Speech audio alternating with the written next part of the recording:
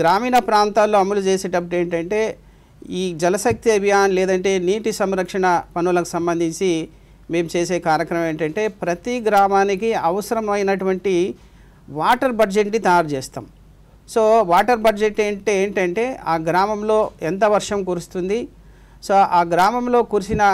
వర్షం ఎంత, ఆ గ్రామానికి తాగునీటికి కానీ సాగునీటికి కానీ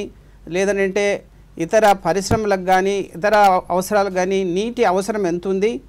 ఆ నీటిని ఏ మేరకు అక్కడ నిల్వ చేసుకోవాలి, నీటిని నిల్వ చేసుకోవడానికి ఉన్నటువంటి అక్కడ ఉన్నటువంటి కట్టడాలు ఏమున్నాయి, ఆ కట్టడాలు ఏ మేరకు కొత్తవి నిర్మించుకోవాలి, ఇలాంటి ప్లానింగ్ అనేది పూర్తి స్థాయిలో ప్రతి గ్రామానికి మనం చేపట్టడం జరుగుతుంది. సో అక్కడ గ్రామానికి ఏ మేరకు నీరు అవసరము, ఆ గ్రామంలో నీరు ఏ మేరకు అందుబాటులో ఉంది అనే ఒక పూర్తి అవగాహన వచ్చిన తర్వాత ఆ కొత్త పనులకు సంబంధించినటువంటి ఒక డీటెయిల్ ప్రాజెక్ట్ రిపోర్టు తయారు చేసి అది గ్రామస్తుల భాగస్వామ్యంతో ఆ డిపిఆర్ని మనం తయారు చేస్తాం. వాళ్ళతోనే వాళ్ళ భాగస్వామ్యము అలాగే గ్రామసభ తీర్మానంతో ఈ పనులన్నింటినీ కూడా ఆమోదం చేసుకున్న తర్వాత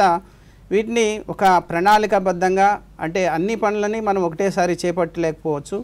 అక్కడున్న గ్రామానికి ఆ ఆర్థిక సంవత్సరంలో అందుబాటులో ఉన్న ఆర్థిక వనరుల ఆధారంగా అక్కడ అవసరమైన పనులను విడతల వారీగా మనం చేపట్టి ఒక గ్రామానికి పూర్తి స్థాయి నీటి అవసరాలను తీర్చడానికి ఒక ప్రాపర్ పద్ధతిలో ప్రణాళికలు తయారు చేస్తున్నాం.